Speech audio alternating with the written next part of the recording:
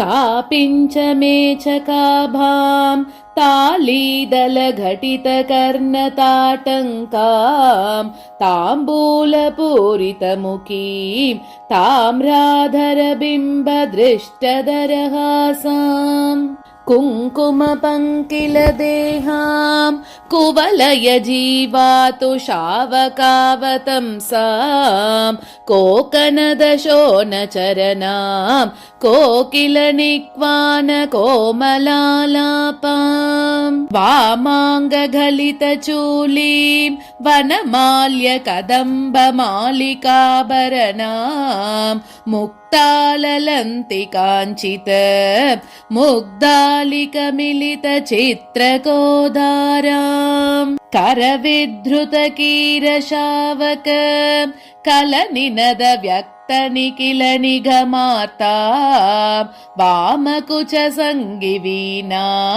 वादनसौख्यार्धमीलिताक्षियुगाम् आपाटलां सुखदराम् आदिरसोन्मेषवासितकटाक्षाम् आम्नायसारगुलिकाम्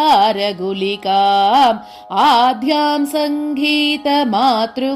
वन्दे तस्य च सुवर्णसालस्य उत्तरतस्तरुणकुङ्कुमच्छायः शमयतु मम सन्तापम्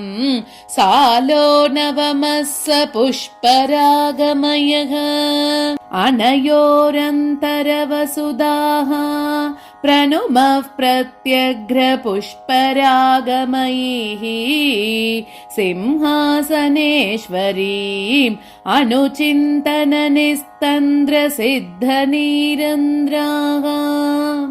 तत्सालोत्तरदेशे तरुणजपाकिरणदोरणीशोणः प्रशमयतु पद्मराग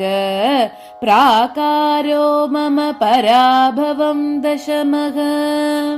अन्तरभूकृतवासान् अनयोरपनीतचित्तवैमत्यान् चक्रे श्रीपदभक्तां चारणवर्गानहर्निशं कलये सारङ्गवाहयोजनदूरे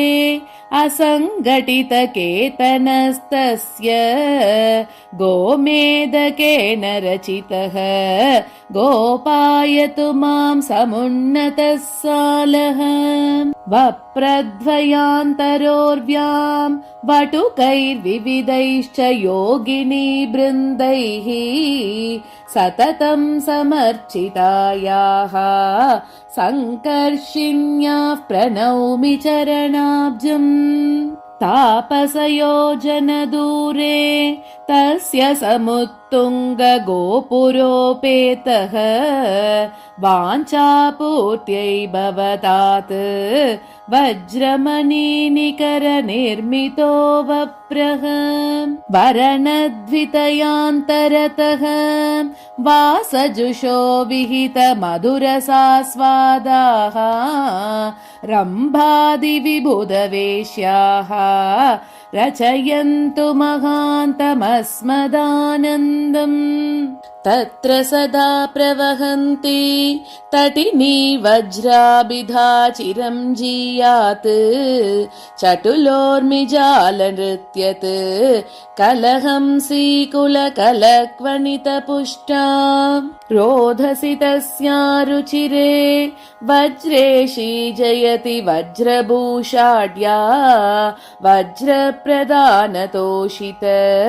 वज्रिमुखत्रिदश विनुत चारित्रा तस्योदीच्यां हरिति